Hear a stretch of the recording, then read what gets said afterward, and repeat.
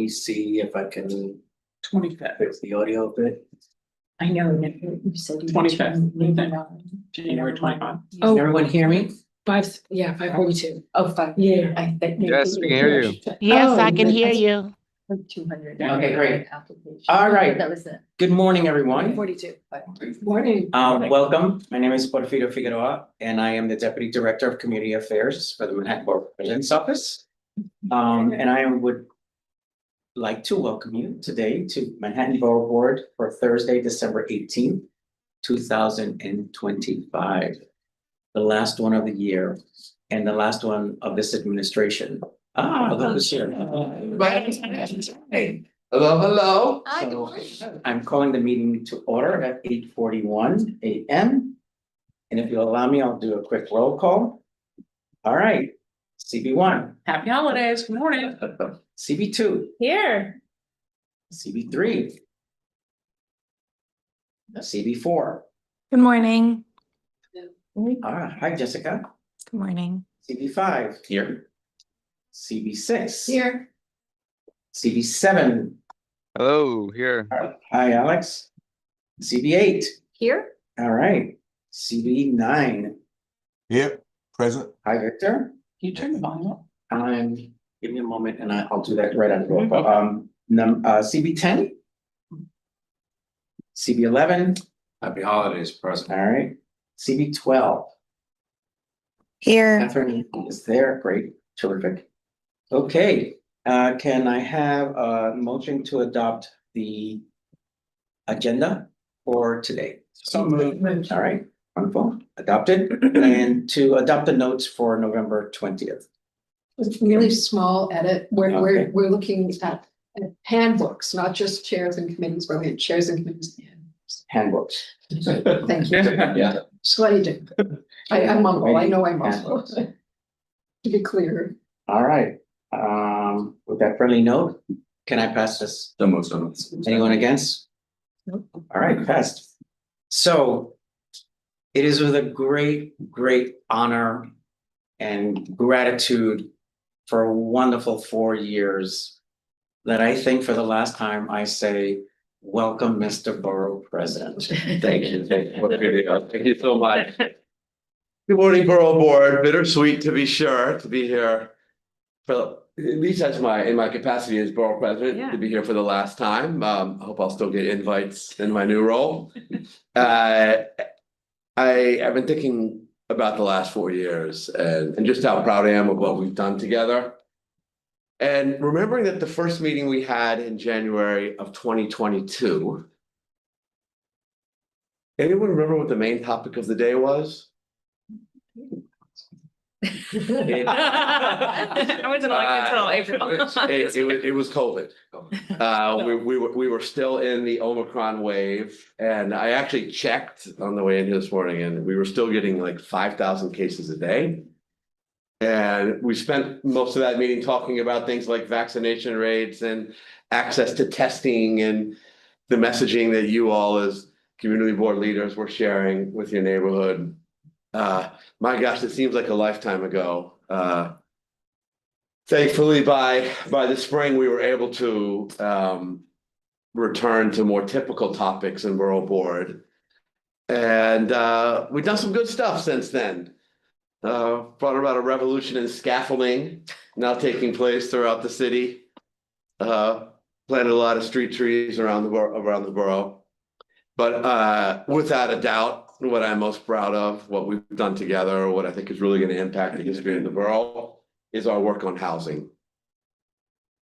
We've approved 43 ULURPs, and collectively that will unleash the creation of 17,000 units of housing, which is just an incredible legacy. Along the way, I'm really proud that we put out a plan that we called Housing Manhattanites. We put that out a little less than 3 years ago. We scoured the borough with input from all of you, looking at every property, every block for places to build housing. We came back with 171 sites, and in total that could unleash over 70,000 units.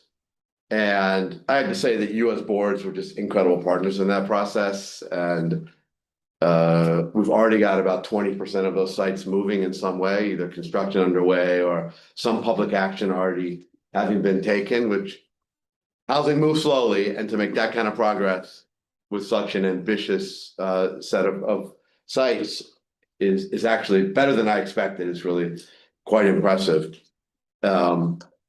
The politics of housing have been changing pretty rapidly. And I remember when we released the plan, we were a little bit worried about getting some negative feedback. You put even one site out and sometimes that happens, but to put 171 out, some might have considered suicidal at a certain point. I want to tell you what happened. We got overwhelmingly positive feedback, and the most common response was people who came back suggesting another site that they wanted added into the list. I did not see that coming. We got dozens and dozens and dozens of sites recommended by community board members, by community leaders, just by Manhattanites who looked at the report and started to think about their neighborhood and look around and say, well, I've got an underused or unused parcel in my neighborhood, and let's do something with it to help address this crisis. And we got so much that we started to work on it in a formal way. And our wonderful land use team, including Celeste Royo here, started to actually process and examine the kind of recommendations coming in. And we decided to release an updated plan that we're calling Housing Manhattanites 2025, which actually just hit public this morning. For those of you who are looking, Gothamist is up with a story on it, and I think it's live on the website now. It is live on the website now. We'll definitely share the link with all of you. And in this plan, we do a couple things. One, we look at progress in moving on the sites that I mentioned before. We look at how some of the recent policy changes will impact it, particularly City of Yes, which that alone, because of universal affordability preference, is going to up the total number of units in our recommendations by 3,000 or 4,000 units. That's just the impact of this new zoning framework. We look specifically at the impact of Midtown South, which so many of you were key to, and then we list out I think about 34 additional sites recommended by the public all over the borough. I think they're in 11 of the 12 community boards. They range in size from the southern tip of Manhattan to the northern tip of Manhattan. You can see all the addresses listed out there. What is fascinating is that most of them are surface parking lots or underused parking garages, which reflects, I think, a view right now among Manhattanites that in a time of a very intense housing shortage, that the highest and best use of those kinds of parcels is to build housing. I'm of the belief that we shouldn't have any surface parking lots in Manhattan because of that trade-off where we just need to put it to better use. We're excited about this as a capstone to what has been, what has been really robust policymaking, which the community boards have led. You all worked so hard on City of Yes. This borough helped shape it in important ways. In the end, 10 of the 12 community boards in Manhattan gave it a green light, which is very unusual for such a transformative policy change. And you all, through the ULURP process, have again and again and again taken tough political actions to help address the housing crisis. I know it's hard to be at a community board and deal with local issues like this. I know you often are in the line of fire, but just really proud of you, of all 12 of these boards and what you've done to help address this crisis. And I think we can all look back on these last 4 years and feel really good about the impact. I'm not going too far, guys. I'm not going to be on the 19th floor anymore. Although I'm getting a lower floor, my view will not be as good. As comptroller, I'll be on floor 5. I think we have like 8 floors in the building. So I really want to continue to partner with you, with community boards in general, with Manhattan community boards, on the housing crisis and more.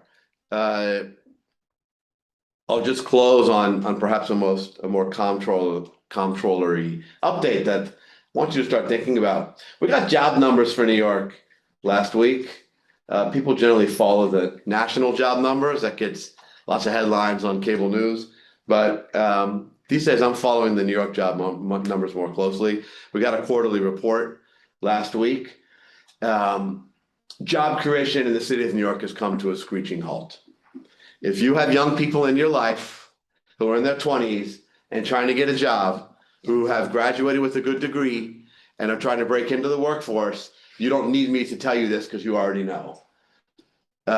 We have created so far in the calendar year only 14,000 jobs in the 5 boroughs, but hold on a second because the picture is actually much worse.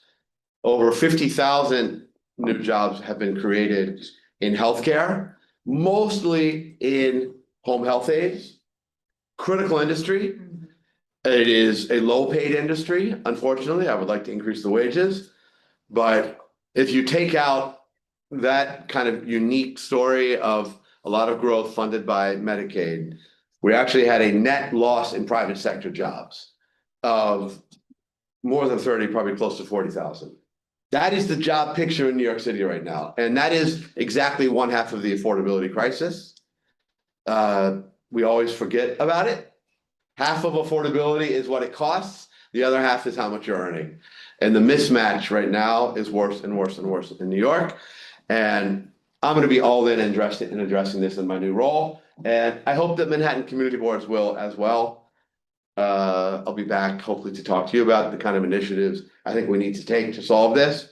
But I hope that you as leaders think about both halves of the affordability crisis, the cost of living, of housing, of childcare, of food, of transportation, but also how difficult it's getting to get a job that pays the bills for people. You've got a very good leader coming into this job. Brad Hoyman-Siegel has been a friend for many years. And he actually came in here to meet the staff this week. He's going to be great. You're going to love working with him. Some of you already have good relations because of you overlap with his state senate district. So I leave knowing you're going to be in very good hands. And I just want to close again with a note of gratitude to all of you for being such great partners over these past 4 years. Thank you so much.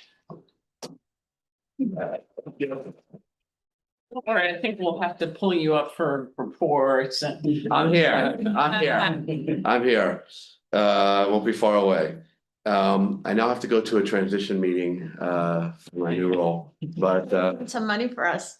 I definitely will. Do you guys know that the comptroller is legally obligated to audit? I was gonna ask, that we are. Legally obligated. Yes. Legally obligated. So when it happens, yeah, don't blame me. Because it's charter mandated. We have to audit every agency every 4 years, and agency is used very expansively. You all are running small agencies. But you're gonna have someone who knows what it is to have the challenges of running a board, having been a board member, having worked with you. So I promise it'll be fair. Anyway, we're gonna do good work together. I can't wait. Yes, I Mr. wanted Chair. to say thank you for your service, your partnership on all levels. Your staff have above and beyond for Thank us at CB11. So I wanted to express that thanks and gratitude. And as you send, and I recommend a partnership with our state leaders. When I was in Somos, just an example, entertainment industry is one of the largest here. And we are losing jobs because of the loss of the tax credit. Yeah. The threshold went from 500,000 for films to 1 million. So we're losing a lot of work to New Jersey. Yeah. So that's just one of many examples. And so we will take that back to CB11 as well. I know you have a little bit of expertise in that area, and I'm worried about this too. So You're a good area to partner on. Yeah, but thank you for everything. Good, better than ending on the note of audits. Yeah. All right, thank you, everybody. Enjoy. We'll see you. Thanks, Mark. Have a good Bye. holiday. Happy holidays. Thank you, Mr. Borough President. Wow, okay, yeah, that was the last time I have to say that. Yeah. So just for the record, I want to state that all CB chairs are present. And we can go to chair reports. I'll start with CB 12. Catherine. Catherine? She put a message in the chat. I heard, Oh, no. did you get it back?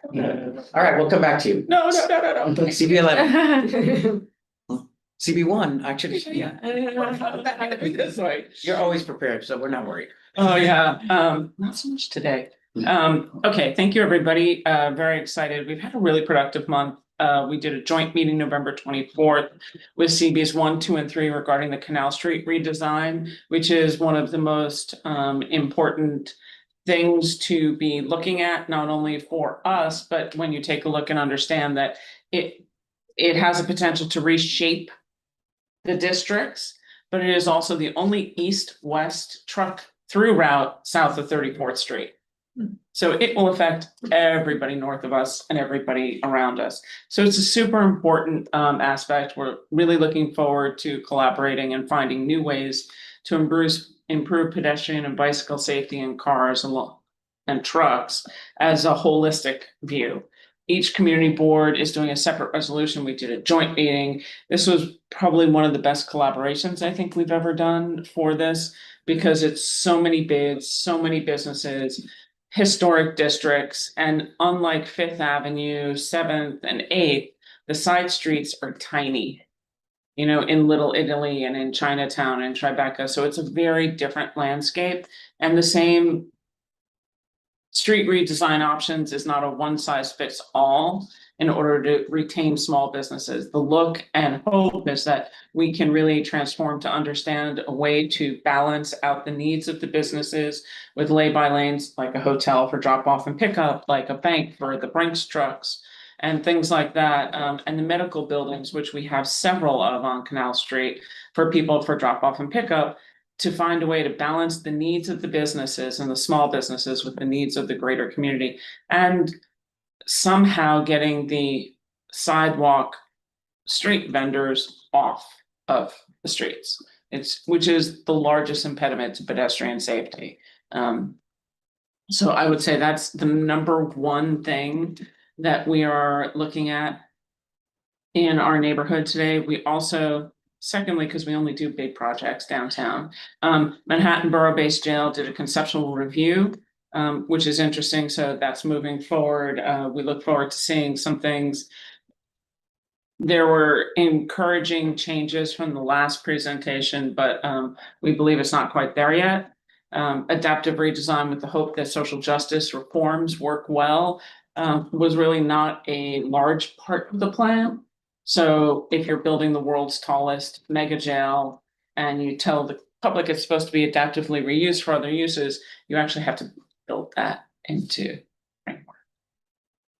So with that, I'm going to say those are the two largest things. We are still also working on resiliency measures. So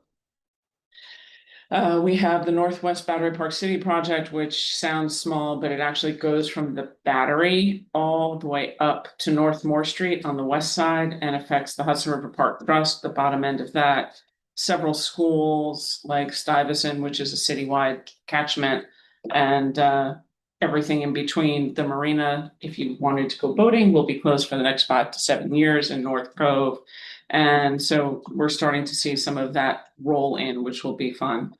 And last night we heard from last night, downtown Skyport, which is our helipad right near us, which we're excited that eventually we'll get to eVTOLs, which is electric vehicle, vertical lift helicopters. We're not there yet. That's probably 2 years away, but they are asking for a pilot to extend the hours that were agreed, because their supposition and belief, and some of the modeling that they showed us was EDC is very good at working and responding to limit the hours. However, the helicopters haven't diminished necessarily from here. They have, but New Jersey has picked up the slack. And then what I found interesting this morning was if you're in a cab trying to be on time, there's a really nice advertisement for helicopters in the New York City taxis, and you can choose any time of day And it specifically says New York copters end at 5 o'clock and the Jersey ones start at 5 o'clock. So it's a more complicated thing. We asked them to come back in January and specifically tell us what the pilot would be. We understand that doing a pilot during Sail 250 and the 250th anniversary and FIFA is actually, it's the best and the worst as it could be.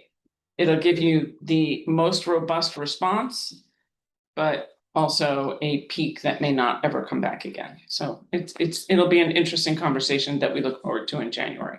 And then last night I proposed Community Board 101 public engagement proposals, which I'm going to do at our executive meeting. For the first 4 months of next year, welcome to the public and any board members to come for the first 30 minutes of executive and ask questions of what it is to be on a community board. Because what we found where a lot of people applied, they think it's going to be awesome. They read all the information and then they're like, wow, that's a lot of work.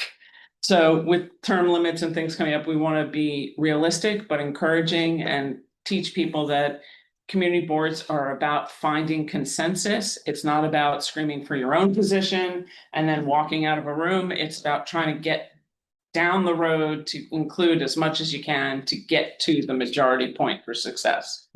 And so I'm hoping that those will be successful next year to attract a wider group and also explain to people that we are an advisory role. No, I cannot pick up your trash. I cannot stop, but I can help you learn how to use the city's services and agencies and resources of the city.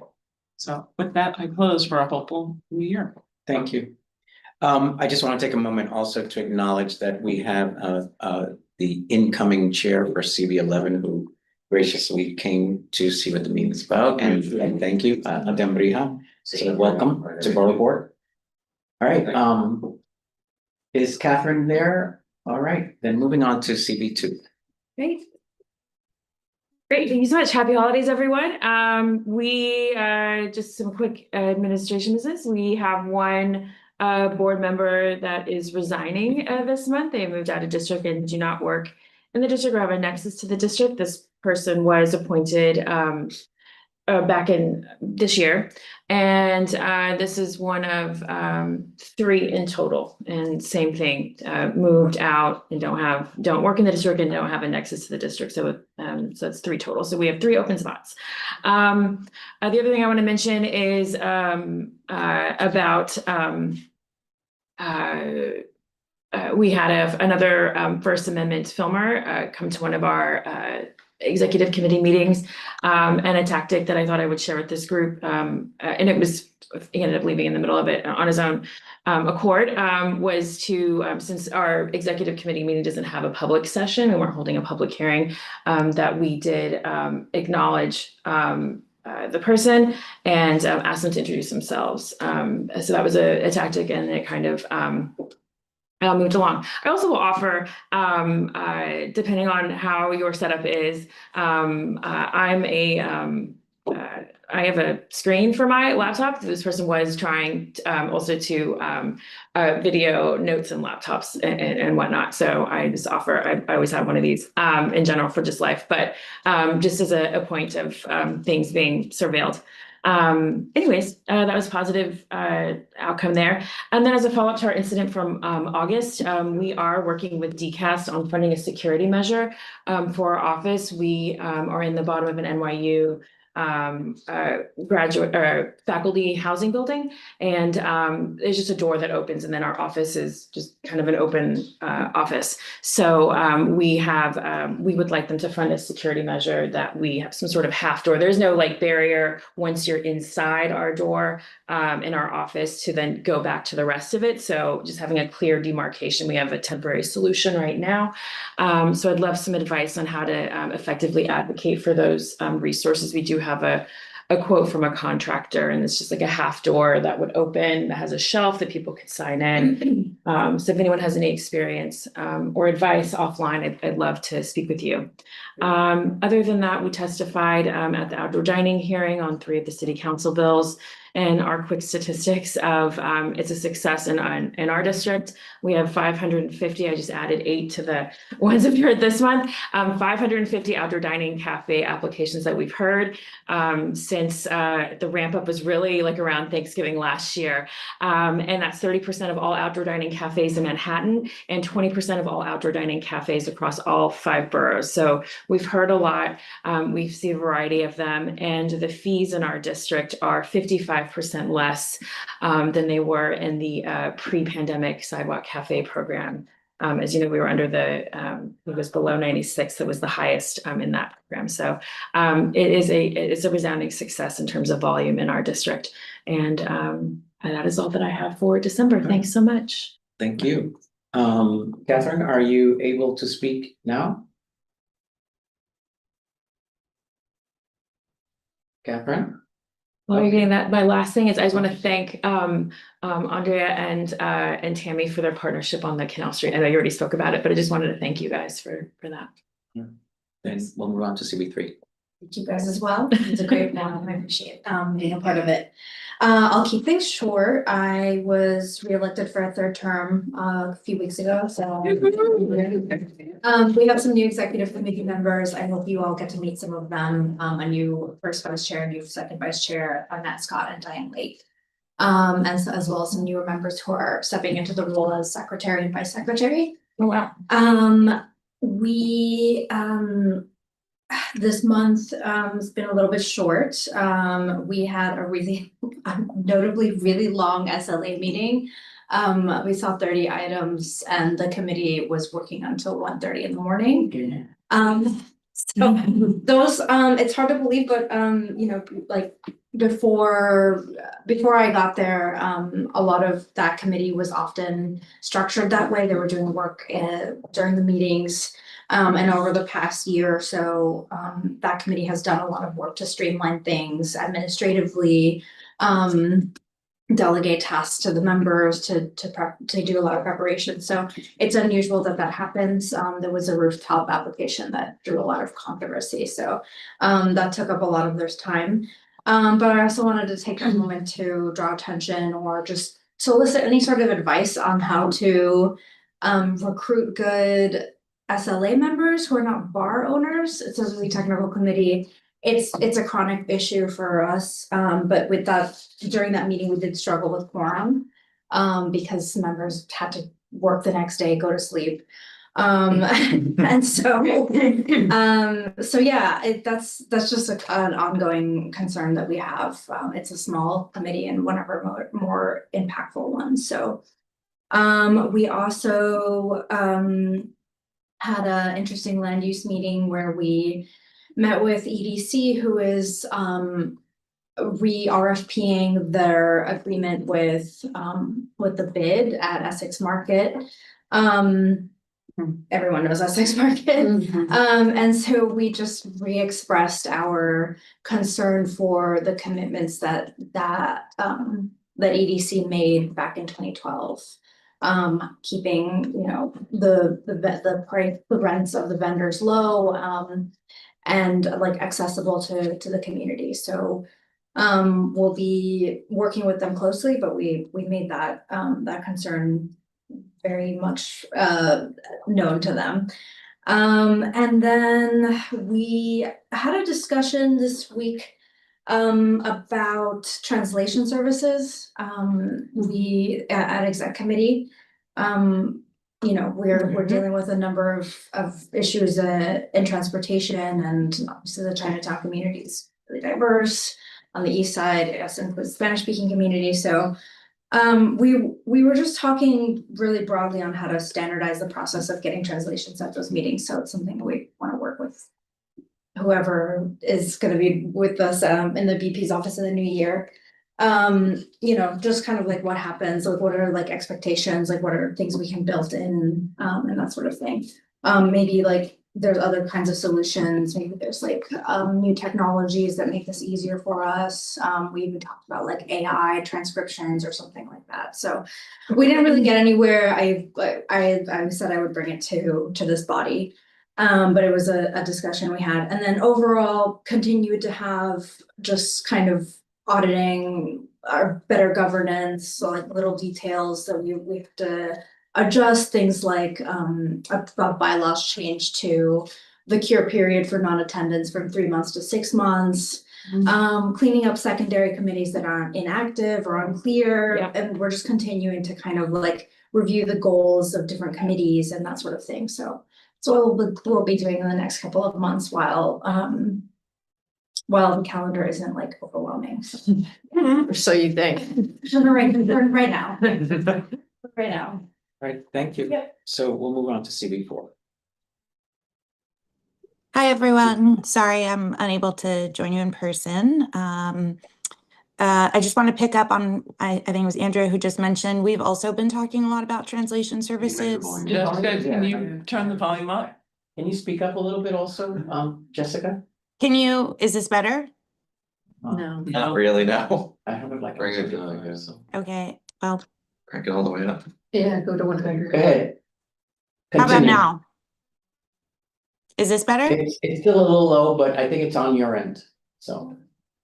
Okay, I Okay, can hear you continue. guys perfectly, so I'm not Okay. sure. I mean, we hear you, we just hear you low, that's all. Okay, Maybe your well, volume is low. I'm literally yelling, so I'll make this brief. But I did want to just share that oh wait, while you work on that. All right, there you go. There we go. Okay, better? Yeah. Great, okay, I will stop yelling. I think my neighbors could hear me. I was just saying that we also have been talking a lot about translation services, and identify it as a real specific need. We have a number of really big projects in our district that are generating a lot of public interest, most notably the NYCHA project, which I know I've talked about at every single meeting. We put it in our budget request this year, and really would like to see additional support. We're required to provide translation services. And while we have access to language line, which if you don't know that you all have access to, you should and you do, but it is not it allows somebody to come up and speak and have their question or their comment translated for us, but it doesn't provide simultaneous translation when there's a presenter, et cetera. So really do see a need for that. We just have so many big projects happening in our district, like the really, really big kind. And that includes, as you all know, the Port Authority bus terminal, which is happening in real time, the changes that need to be worked through with the community. There were things that we've discovered were left out of the EIS process, which is pretty remarkable given how robust that is. But needing to change whole ramp structures and really significant changes to the project. We're lucky that we work so closely with the Port Authority, but it is also a reminder of just how much you really do need to focus on any of these big projects and their implications. Now with the reignited discussion around Penn Station, we look forward to partnering with CB5 on that. There's just so much. For us, it's more in the public realm space, but really wanting to make sure that that is done, just in a forward-thinking but considerate way of not just what we need at Penn Station, but again, all the changes that are happening across the neighborhood. I mentioned NYCHA, and again, I know I talk about it at every time. We have over 70 residents who have been moved out of buildings that are slated for demolition. There is so much to say about this. We are really disappointed with how NYCHA has approached this process. Several residents were taken to state Supreme Court for failing to move. A judge allowed them to not have to move because they don't believe NYCHA has provided enough significant rationale for why they should have to move at this time. It does create some challenges with, well, what does that mean for the project and where it stands? And it's just, I can't emphasize enough how significant this project is. There's a school right on campus, PS 33, what it means for the students and the faculty there. And it is a very contentious project with very strong voices on both sides, those who are very happy to move and want to see this project go forward, and frankly, seniors who are saying, no, I'm not moving. And an agency that has not really been held accountable, frankly, for clear communication, for thoughtful planning, for transparency, for any of those things. So really, really difficult. The Manhattan Cruise Terminal project, also a very big and difficult project. We had a 4-hour hearing about it last week. While they're also proposing Blue Highway coming from the river, not at the terminal, but further up. And just, again, so much development. And we really need our city agencies. In this case, DOT was sort of late to come and want to speak to the community on this project. And we really need open communication and lines of collaboration, because it's not just any one project, it's all of these projects happening at the same time, as well as a massive ULURP for DeWitt Clinton Park across the street. Two last things I want to flag, and then I'll wrap it up. One is with increased activity around ICE, we have a number of temporary shelters in our district. Mark was talking about COVID, and those really increased during the COVID period, and then stayed with the crisis. And not only is it very disruptive and upsetting, obviously, for the parents with young children, and it has the impact of being very disruptive for our schools. They have welcomed these young people, these students. They rely on them for headcount and all kinds of other administrative things. And it's very concerning, again, primarily for the trauma and the challenge of these families.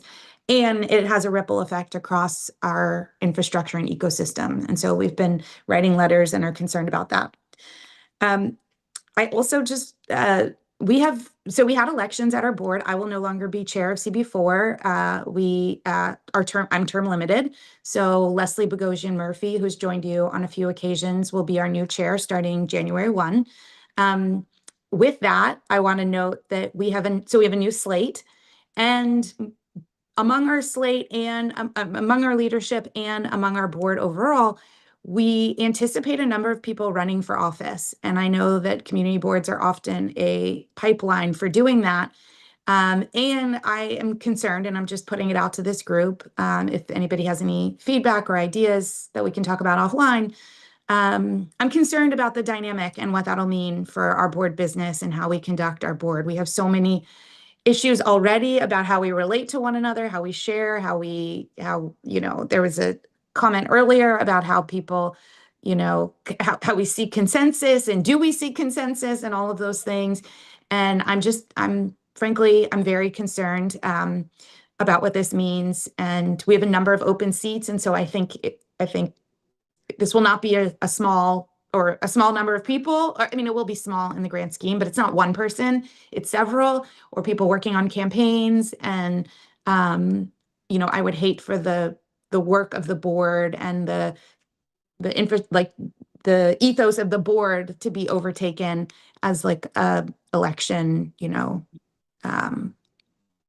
hockey puck, like for it to be something that's used in that way. So, and with that, I'll just say thank you. I've really enjoyed joining you guys once a month and learning from all of you and seeing the city, in its seeing the borough more fully. And I hope that we'll find ways to work together and partner together in the future. Thank you, Jessica. We want to thank you for your service as well. I know CB4 has dealt with a lot lately, so thank you. Moving on to CB5. Okay. I have a very quick comment to Jessica to offer. We'll miss you, Jessica, but I just wanted to say the last year we had a lot of people downtown also running for office, and so a lot of us put together a conflict of interest board training with Alex Kapp that I think was really good for us to do. So I recommend that.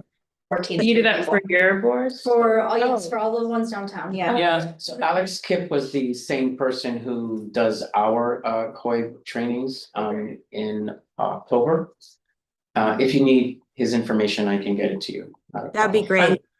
I'm going to second that because we had 3 board members running.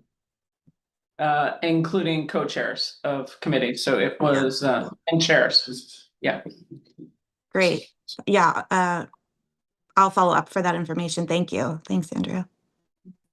Jessica, you can give me a call and I'll talk to you about our experiences within the district and ways we were able to kind of keep a clean line. Great. Thank you. Thank you all. I have one last follow on to that. I'd just like to know how other boards handle people wearing campaign merchandise. Not allowed. In a, like, if they're, like, we had people during the mayoral race doing it, so like what is allowed and it's not allowed, or is that a board thing? You are not allowed to be campaigning or have campaigned. The community boards are supposed to be apolitical. So for people who were running when we were virtual, they had like their campaign stuff in the back. We're like, you have to take that off. You have to use a virtual background that does not relate it to campaigning, because the community board is not allowed by laws, politics or political party, for the same reason that we don't allow period. So you cannot wear, no matter what it is, or have it as a background, or bring a sign, or. So if you were, We had this come up at the CAC, the casino Oh, meetings, and you are allowed to wear clothing that supports your position, but you can't carry a sign. Yes. And we want to You can be a sign, but you can't carry it. exactly. And so you could have like a person running for office on your shirt. Okay. so we tried to get that changed because it seemed inappropriate, but it's apparently part of the open meetings law that you're allowed to do that. So it's one of the things we're bringing up in our governance committee. So. Okay, so maybe these are handled in your bylaws. Okay. we just kept it very, just don't. It comes off as inappropriate. It's just not try to be classy. That was really it. Oh, so kind of like as a best guidance. Yeah. Yeah. Okay. We do too. Okay, instead of trying to make it go, okay. Right. But if someone challenges it with open meetings, I guess. I sent them, anybody who challenged and made an issue out of it, a meeting, we sent them to COIP. Okay, great.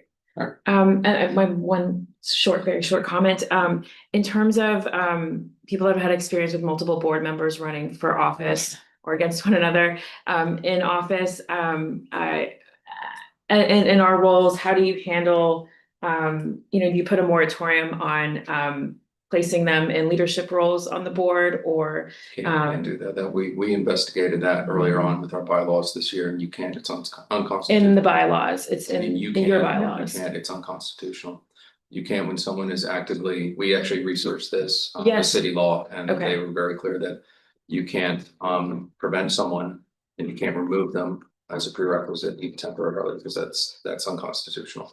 If I may, sorry. But is that also in advancing someone? Like, I'm just saying it could, I'm just trying to be on the up and up here and fair across the board and just ask Yeah, what I'm let's getting. just take, for example, like, we had campaigns and chairs who ran this year, they didn't, step down temporarily or anything like that. You can't limit someone from running for an officer seat either, even if they are there because you elected office. And I don't want to derail too much longer, but you could be a judicial delegate, that's an elected office. You could be a state committee person, that's it. Even though it's a party position, it's still Okay, elected. thank you for that. And so, it was. So what I'll do so that you can continue this conversation thank is you. I'll connect all of you with Kip so that, Great. you can definitely. Thank you, ask thank you. questions. Great. Thanks so much. No problem. CV5. All right. I'll try to be quick. So we had some issues with attendance generally, thankfully not with so much with quorum, but just attendance. So we are going to be doing quite a lot of letter writing to our members. And we had to remove, we were going to remove a meeting a cycle or two ago, but they resigned once they got the letter that said that was going to happen. So it's something we're keeping our eye on. We are currently at 48 members. So we're trying to not lose too many more. I won't echo too much of the Penn Station that Jessica brought up. It is a big project. It is something we are keeping our eye on, and we have a task force of most of the committee chairs to try and kind of restate and consolidate our position for board members, because it's been something we've been dealing with for many years, and we have many new board members. So we're trying to kind of get everyone up to speed. So we're all kind of on the same level as we do that. We heard a presentation about the redesign of Park Avenue over the train shed. It's 11 blocks. They will be removing a lane of cars along Park Avenue there. overlapping with CB6, so we should figure out a way to kind of collaborate on that. I think we'll be hearing it through our transportation committee, but making it a joint meeting with our parks and public spaces, because much of the redesign is aimed to get more passive space and more recreational space kind of in that median zone, to make it more of a park again. And so as of right now, things like bikes and parking and that sort of thing have not been figured out. And also it is very limited in terms of what you can do there because you're over the train shed, so you can't plant a tree, at least below grade. So speaking of parks, commercialization and events in our parks, Union Square, Madison Square Park, Bryant Park, some of the big parks in our district, is something that has come up time and time again for us in terms of what is the right balance, because we understand that they need to have these events to fund the maintenance of the park, but at some point in time it stops being a park and starts being an event space. So we are trying to find that balance for ourselves and then communicate that back out. We've already started with Bryant Park, but I think we're going to look at more holistically across the district, because it's something, it was about half of our meeting last time. So and then I think the last thing I have is we're looking at the possibility of proposing a zoning amendment related to POPs, privately owned public spaces, to require them to have a bathroom. It's something that we ask for every single time when they come before us, but it is not legally required. So we're looking at sort of the possibility. So if anyone has ever done a zoning amendment, let me know how that went, and if you have any tips or strategies, because we are at the very beginning right now. Thank you. Great one. Yeah. All right, moving on to CB6. We have a new board member that was assigned, I think we're back up to 48 now, but so someone who we're going to start onboarding and getting them familiar with the board. Like CB3, we're sort of tweaking some of our administrative things. We realigned one of our committees. We added our youth and education to our health committee, which it was previously. And it's caused, there's some concern, but it seemed like a good move because both of those committees were small. We're looking at email. We use our own cb6.org. It costs us money. We're wondering, I know some boards use the New York City email. So offline, I may approach people and just find out what's good and bad about both of them. We're trying to economize. Housing, we're working with CB7. It's been a great partnership, just trying to get some data. Spark, excuse me, it's the Science Park and Research Center. They're starting deconstructing the building. It's going to be circular construction. So most of the building they're going to try and reuse it. Some in very unhappy ways. They're grinding up the brick to make it for infill, for landfill. And that's, we did a training for board chairs. We had 102 people sign up on Zoom for a meeting about a dog run. Very, very emotional group, 102 people. So what to do when so many people sign up? You obviously can't have 102 people all speak for 2 minutes. So Yeah, you can. well, they talk about ways to still hear everyone in our community, but have it be a more focused and controlled meeting. Anyway. We have had larger numbers than that when it came to shelters and runs and parks, and we dropped it to 1 minute per person and asked that if you are saying exactly the same thing, that you unmute and say, I agree with Sandy McKee, with all points raised, period, which then cut it down from an hour and a half down closer to an hour, and asked if anybody wanted to submit written testimony. It would be part of the public with their contact details blacked out, and that has helped as well. And then when in person, we have also asked, okay, there's 10 of you here, we're not giving 20 minutes, we're not giving 10 minutes, pick 3 and 3 spend your time to figure out your top points, and there's 3 of you get to speak. Because in our bylaws, it does say that the chair of the board can limit. We actually went through all of those things. The only one that we found was a little difficult, that if people submit written testimony, it's not like city council where we can, put it all together and publish it. And people object if they send in the written testimony and they think it hasn't been read. So We have a public drive. All the materials for every meeting that we get goes into the public drive, which is why we redact their contact, like, no, their name is there, but not their email or phone number. And the other thing is we noted is, quite often we don't get the presentation until just before the presentation.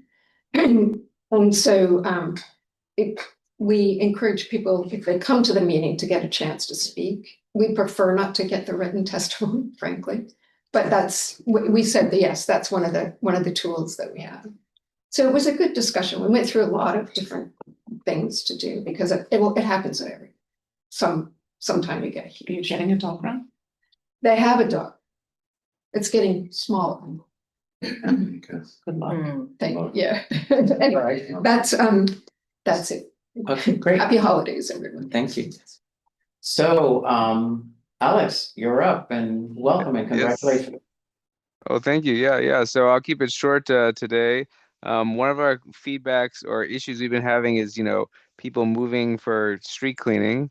And one thing that we did, which I'll send to you guys all to share around, is we worked with the sanitation and we did kind of like a ride along and video documentation of it. And that actually kind of is helpful to have other people see the issues. And so it's kind of an interesting tack some of you may try for a certain project, which is like a ride along with different city agencies. Videotaping it was kind of quite effective. So anyway, that's CB7. Okay, that was succinct. Thank you so much. CB8. Hi, everybody. A couple of things. I was at the outdoor dining hearing with Valerie. There were only about 14 people testified. I think it was probably because of the timing of the hearing. I mean, obviously, when the outdoor dining law was first passed, I think there were like 700 people who testified, and the hearing went to like 1 o'clock in the morning. And of the 14 or 15 people that testified, 3 of them were CB or community board chairs, to try to present a balanced viewpoint on outdoor dining from the non-hospitality alliance viewpoint. So that was really interesting. Lenox Hill Hospital continues to be an issue in my community. The Committee to Save Our Lenox Hill Neighborhood Association just filed a lawsuit to stop the project. And in the course of that, I've been waiting 15 days from somebody from legal on an email that I sent that was quote unquote, time sensitive, to find out what our options are in terms of if we wanted to join the lawsuit or not as the community board. Interestingly enough, I then told my husband, who in 5 minutes came back to me and said there was a lawsuit actually started by CB7 in 1994, where we were told the community, and now I'm waiting for New York City legal to tell me that this is all true, but that community boards do not have the authority to file a lawsuit. You need to have statutory authority to do that, and we apparently don't have that. So that is something that would have to be remedied by charter revision. So I open that up for discussion, because I think there's an underlying theme in a lot of our comments today, which is we don't have money to do anything. And so, Jessica was saying, how do you challenge an EIS? How do you do all this?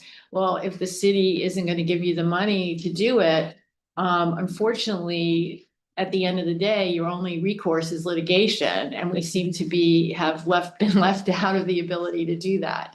So I think it's something that we should look at going forward, in terms of asking for charter revision to allow us to do that, especially in land use matters where more of our advisory authority is being taken away. So I just put that out there. In September, after waiting 5 years for a welcome center in our community, which Community Board 8 had been advocating strongly for and encouraging the setup of it, to have a positive experience. So far, it's been horrific. everything that they promised us about security, about transparency, about safety has not come to fruition. There is a preschool on the block. There's a ballet school on the block. There's a regular school on the block. Teacher at the school was assaulted. The school didn't file a report because they wanted to try to work it out with the provider. We're just not getting a lot of transparency. I hope it's because of growing pains, because we want this to work, because we advocated so strongly for it. But I don't think that we're getting the kind of support we need. The provider is, puts out a very positive front, but I don't know. It's the jury is out, so to speak. We had an executive committee meeting, like a lot of you were trying to consolidate committees. The economics of running the community board are very difficult right now. I think I mentioned at our previous meeting, everything is a double-edged sword. We had a fantastic district manager who stayed with us for 7 years, but when he left, it turns out we owe him like $50,000 in vacation pay. And so now we can't hire staff because we have to wait until that money is paid. And so we're trying to find ways to do things. And all of a sudden, everyone on our board is becoming educated that these 4 and 5 hour meetings that we're having at night they cost money. Right. And so maybe they should manage their meetings a little bit better. So as in all, when you face economic consequences, people start to evaluate the way they've been doing things for years. So it's a good and a bad thing. That's all I really want to say at this point. So happy holidays to everybody and looking forward to a brighter 2026. Oh, I'm sorry, one more thing. We had a horrible, and this is what I remember because I'm looking at Vic. We had a horrible presentation from DSNY about the future of containerization in New York City, asking how it would impact our community. And the person they sent us knew nothing. And only because I've heard Vic talk about containerization, the pilot program in his neighborhood, we were able to ask decent questions to figure out what might happen. So Vic, I want to thank you very much. And the next time I'm going to invite you as the expert to talk about containerization in New York City. Thank you. Thank you so much. I also want to acknowledge that we've been joined by the Public Advocate's Office. Chris Young, thank you for being here. Okay, CB9. Unmute. There you go. Morning all, can you hear me? Yep. Yes. Okay, happy holidays to everyone. Sorry I couldn't make it. I had some transportation problems this morning, but I'm here virtually. I want to start off by saying that I was able to join a task force meeting earlier last month on Legionnaire's disease. As you know, it affected Harlem in particular, and the state senator, assemblyman, and city council member were there talking about the bills that they have passed, preventative measures for this and going forward, how we can definitely prevent this in all communities, and especially the ones that were negatively affected.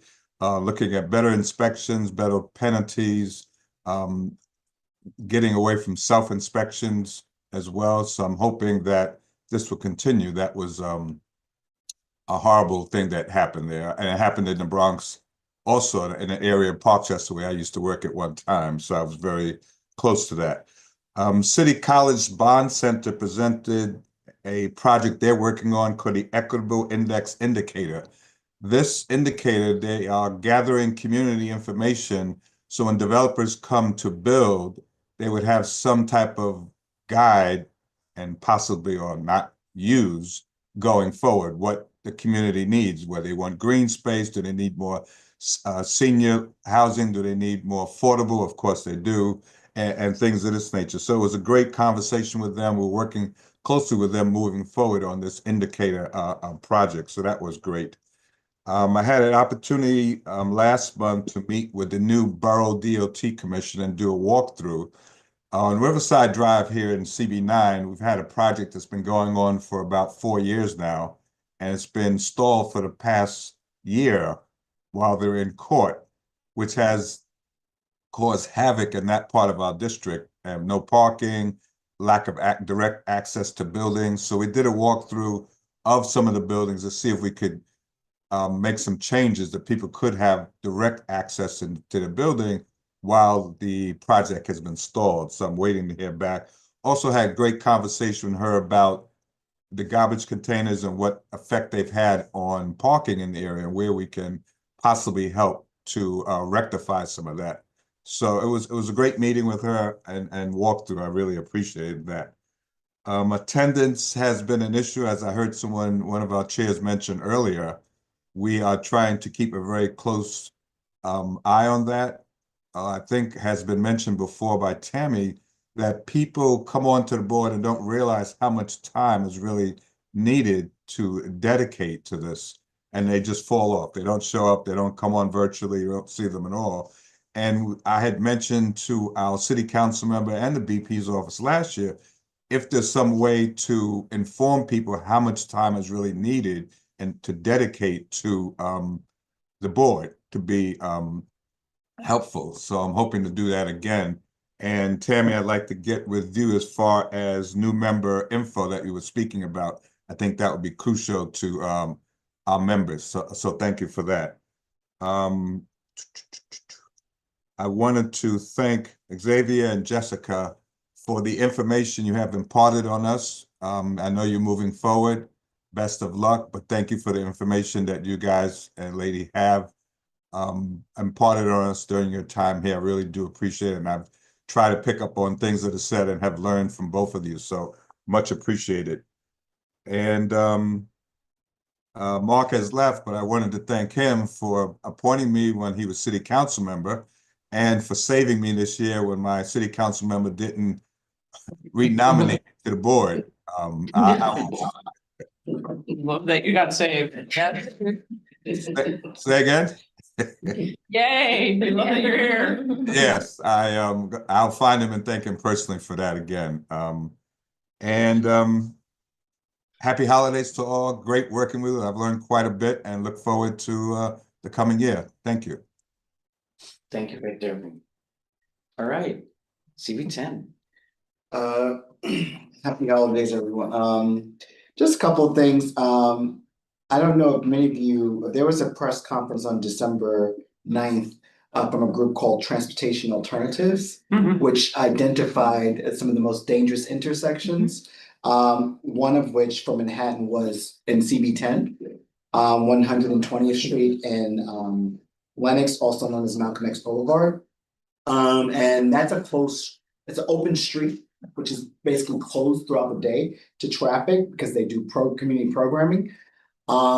We have contacted DOT, NYPD, MTA, trying to get exactly how they assess where this data that they're using. From 2022 to now, they said there have been 9 deaths, which no one knows anything about. This report was reported on by the newspapers, by the news, and it seems to be like some of the information is either falsified, wrong, or just it's been negligent. They also reported the incorrect council member in their press release. They reported Diana Ayala as our council member when it's Yusuf Saram, but this got a lot of attention because the newspapers. So apparently they also had an agenda in which they were pushing some type of legislation that is not getting a vote currently before the city. It's called daylighting. Daylight, yes. Universal daylighting. Yes, and they've been trying to get something where the speaker, I think, has not put it up for a vote, but we're deeply concerned and a little upset that this, obviously the media, they assume that they did their research, but this has been published and it's out there now. We contacted, the Black Association has contacted Transportation Alternatives, asking them for their data. There's been no response from their leadership. So now we're assembling a task force group with the MTA, NYPD, who also could not understand where any of that data came from because the precinct was not aware of anything, they said, of any major incidents, accidents, except for one small accident where there was a bike injury, but that was some months ago. they weren't aware of it. So we're really concerned about this information just being put out there. And of course, it got a lot of attention, those articles and things like that. So that's one thing we're looking at. In the last month, we're also dealing with attendance issues and are deeply concerned. So I did raise the issue, and I will be sending a lot of letters. I've already started to send some.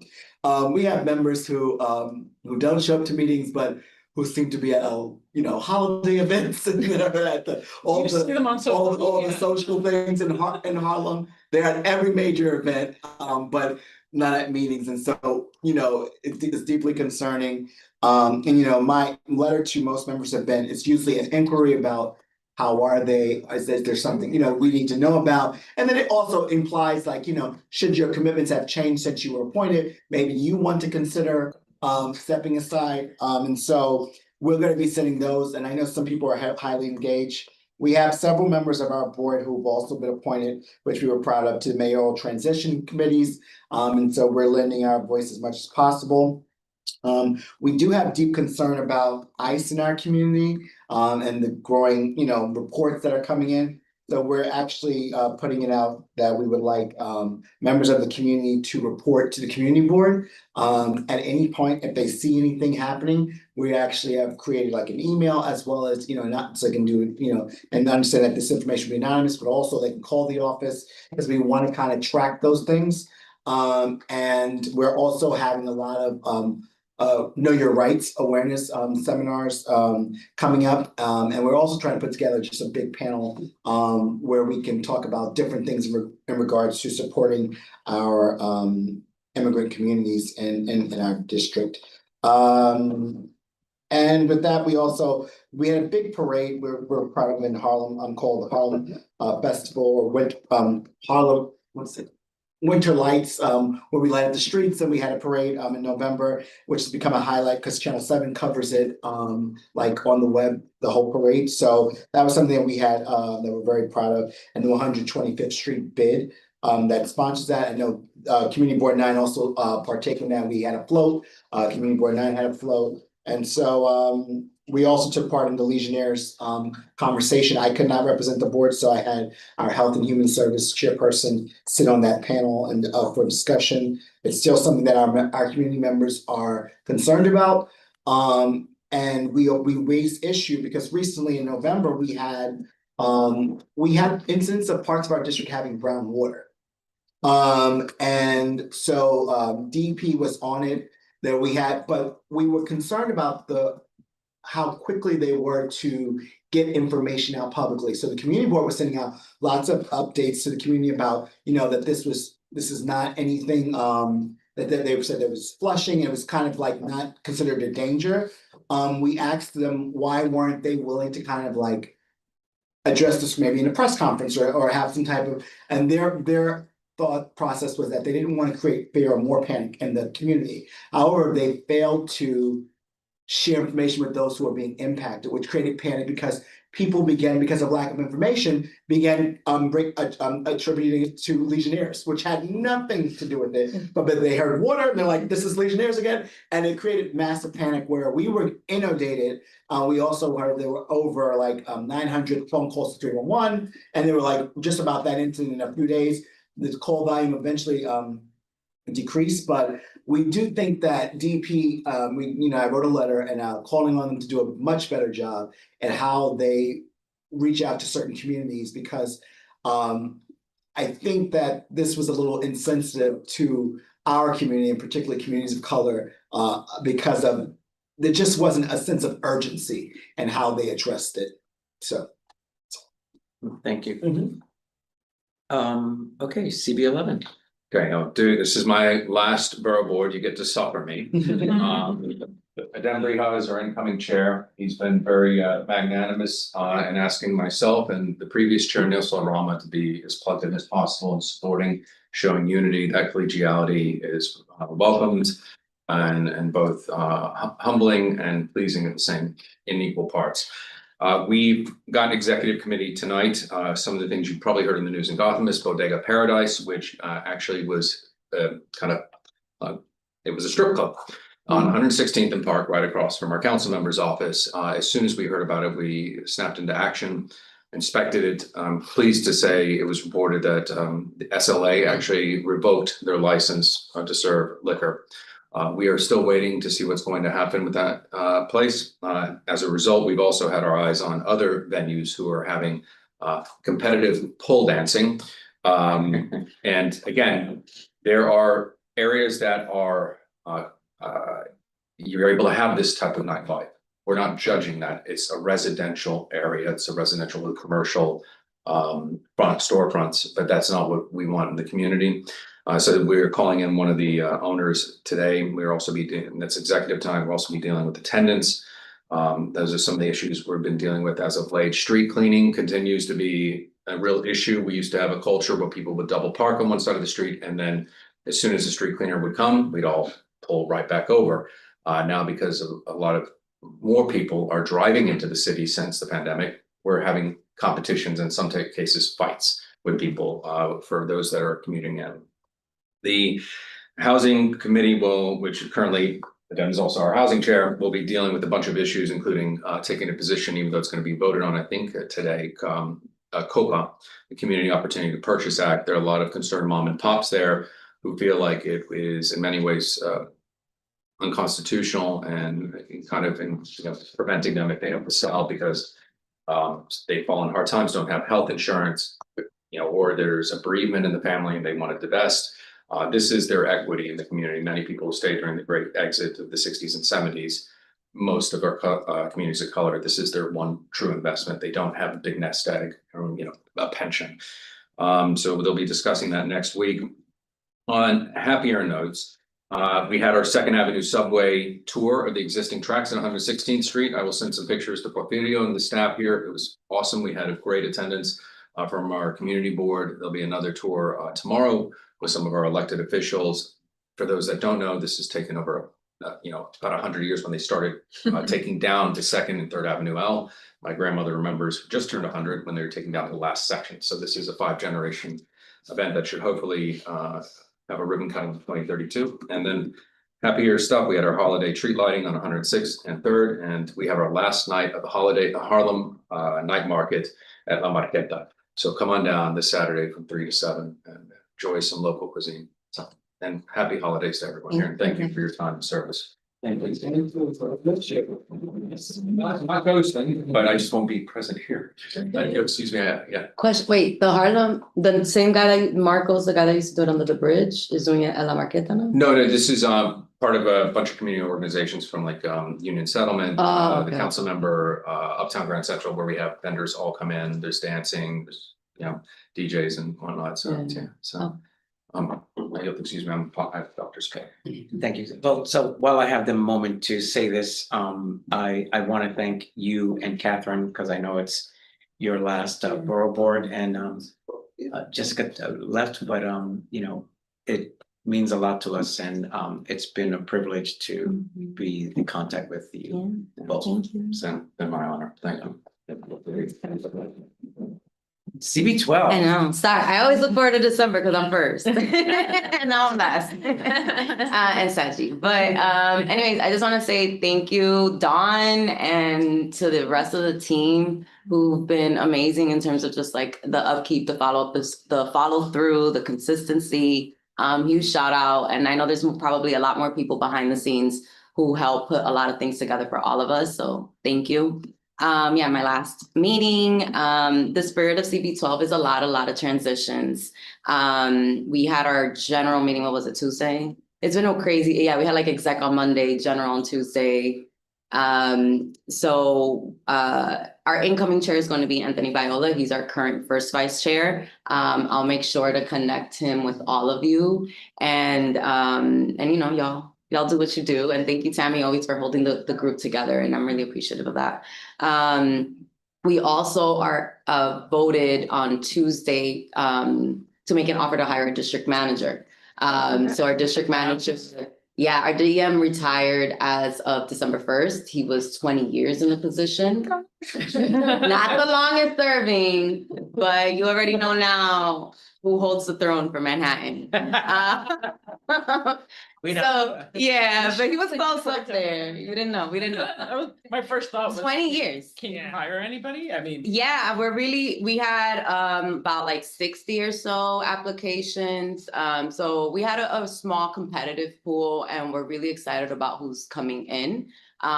She was a liaison to our board. She is a deputy chief of staff and worked in the council for the last 12 years. Part of our priorities as a board was really looking at that city and agency engagement, making sure that we have follow through, that we have those touch points. There are a lot of agencies that, for example, HPD, like we're consistently number one in terms of slumlords. We're consistently number one in terms of we are number one around rent stabilized apartments, heat and hot water issues across the city. And to not have all of our housing agencies really locked in with us is a challenge. And so we're really excited. Her name is Kiana Diaz. And she has a long history focused on the district. So with a new DM and especially 20 years, it's a big change. We have a new chair coming in, new exec committee, obviously brand new borough president. So, I'll still be a board member. There's going to be a lot of behind the scenes transitions. And I think that, part of our focus is, of course, on, and part of what I'm bringing forth and hoping that I know all of you've been talking about today is around like what I really feel is like the disinvestment in our agencies. We're the smallest agencies and there's just so much more that's coming our way that we don't have the budget or the staff to handle. I myself have had to be, and I know you've gone through that. A lot of us have gone through that as being DMs and agency heads and having to like balance jobs at the same time. And a lot of those lessons, I think, I've really taken away like, wow. So I think somebody was talking about like tech or I forgot, I listened online and I'm like, yeah, there's like one liaison for all 59 boards. And we don't necessarily have, even though we're an agency, we don't have the same access to some of those resources. I'll connect with folks in terms of just like my personal email and happy to like share some of those resources and having to like navigate a lot of the like OTIs and the DCASs of the world. And I'll say too, some of the tools I've been talking a lot about tools. I think that's something in the last 3 years we built a lot of because we just didn't have that, even for hiring. 20 years ago, it was very different circumstance to hire a DM than walking in. And so I think a lot of those practices, particularly with a unique body like ours, like 50 people to vote a person in, is very different from a standard hiring practice. So there's a lot of stuff that we're kind of like cementing and building, I think, in the last year. Anthony, of course, next year will share more. In terms of at the local level, DEP is something that has been ringing our bells a lot in the last month. I don't know if folks saw reports in Inwood around brown water, weird water, constantly shut-offs, Anna. And so, last week it was that DEP had kind of like a all stakeholders meeting, which rarely happens because we don't necessarily have so many touch points with DEP except like the standard basic reports. And so it's something that we're obviously continuing to monitor, that we're doing a better job of making sure that there is public notice in advance. And that's something that I know all the electeds are now being able to push through and be able to respond to the safety concerns of, when you got brown gunky water coming out for 12 hours. So I'll say those are kind of like the big pieces that I think I can leave it at. So thank you guys. I've had the great privilege of working with Catherine and done a spectacular job with CB12 because I remember it 6 years ago. Yeah. So, so thank And we're continuing, Thank you. Thank you. efficacy is that. and I know Kiana well, so exciting news. Mhm. Thank you for sharing that. One- So yes, Just one follow-up. We thought we'd start a personnel committee because again, we. Have one. Yeah. A lot of people have them. We don't have one. What we have is like our executive committee really serves as our grievance, personnel, like all of those things. And I think, it's interesting because a lot of y'all have a lot of committees and task forces. We found that it's been challenging in our case just because of the level of time commitment that our current members, I think in the past, folks had more time to give. Right now, it's been challenging. So what I did was a special committee of our executive committee. Yeah. And so I called, and so that was essentially our hiring committee. So it was 5 people. And we also, because there's matters of privacy, we understand it's not an open meeting. Okay, that's just, we wanted to confirm. Our personnel committee is a standing committee. Yeah. We've had lots of joy over the last 5 years, because we had lots of comings and goings and different things happened before I became chair. So our personnel committee has a public portion for whatever is public, like when we're looking for a new DM and discussing it, and then we go into executive session. So But just because I'm in the middle of hiring a district manager too, your boards vote on overall. Overall. We do it like a committee. So what happens is the personnel committee makes a decision. Yeah. And brings that person forward to the board, and then our bylaws were changed a couple years back that raises for the district manager have to be approved by the full board. Yes. Yeah, we Period. have the. Which I'm told that the city, that we're supposed to have that whole, any financial decision is supposed to be by the full board, no matter what, by council, but so, because my board, and I'm just gonna quickly, I meant to share this, so my board has traditionally brought candidates before the board. Oh, that was a whole thing. I got very controversial, Yeah. and so this year I just, so, but my board is very, so yesterday I actually sent out, this is just a coincidence, an email of how we're going forward. The personnel committee has already vetted, done all their part, so but we are bringing candidates to the executive committee to have more inclusive, because I feel like if you take everything away from everyone right away, there'll be rebellion. So I said, we're bringing the recommendations of the finalist candidates to the executive committee, which will put forth, as always does, like a recommendation, and it will be the personnel, we have an elected personnel committee, and they're now recommending, but the executive committee will interview them in a closed session, which we're allowing the board members to watch, but not question. But the executive committee, and then we will go into an executive session, just the executive committee, and bring one candidate to the board to vote. Yeah. So. But I already had emails from several board members. I don't get why would you bring just one candidate? You don't want us to have a choice. I'll say the number one Because you're an thing agency. and not go crazy, and we can talk about it later, is number one partner is Deidre and the HR team here. Yeah, So number one, Yeah. Deidre, if you watching, love you. We had turmoil, and I'll be honest about that because it's been 20 years. So I have folks expecting we're gonna have cool people come up, and this body of 50 is going to go and talk. I'm like, what? Who, like, just having 6 people in front of you for an interview is overwhelming. Right. Imagine 50. And I think that, like, yeah, to your point, I found a middle ground. I will echo the hiring, who the recommended candidate is rests with the hiring committee.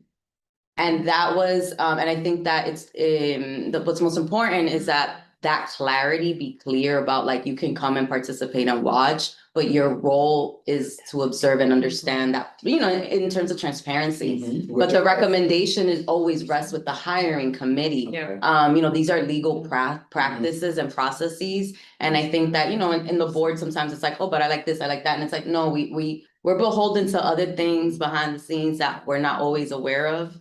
So I would just say ironclad there. I'm so glad I heard from everyone. And I can share. I know Tammy hires all the time at their board. For us, it's very rare. No, I know about the board. Sorry, but now I know in that type of way. It's just that it's not. We have people. Most of our staff have been in the office for 20 years.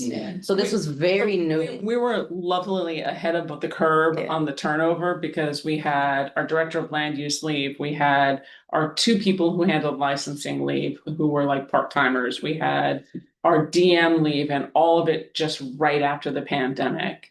And before the pandemic, we hired a new DM who stayed with us for 5 years, which was great. I got to be on personnel then. And then, so when we had to go over it, like, the amount of having to wait 3 months before you can bring somebody else on is painful for a small agency, because then the people who are left behind, I mean, and especially with term limits coming up, how do you have board members step in to be able to help for a district manager role?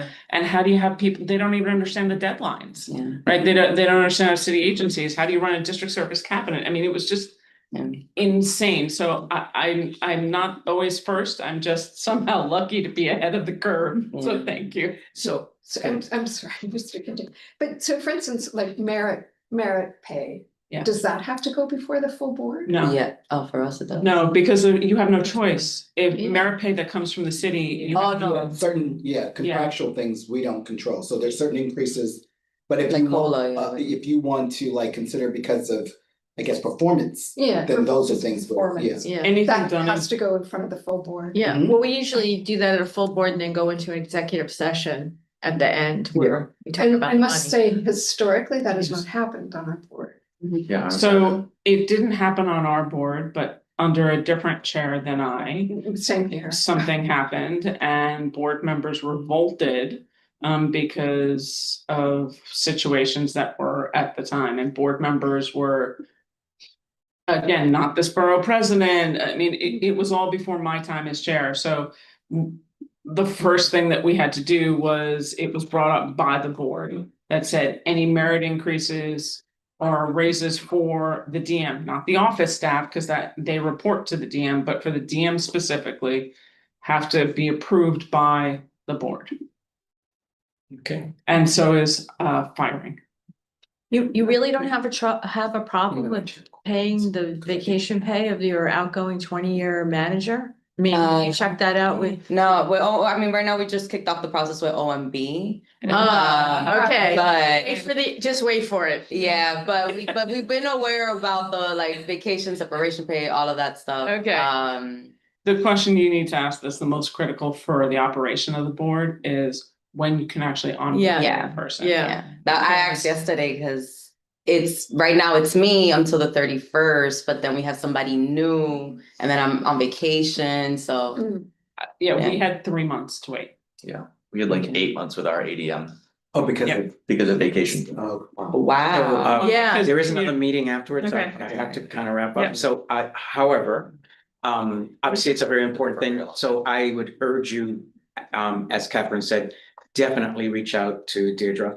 I also want to acknowledge that we were joined by Sean Brennan, who is the liaison for CB 9 and 10. So a couple of announcements, since I have all of you here. And yes, as you know, there is a moment of transition right now. So as of right now, your point of contacts will still remain who your liaisons are.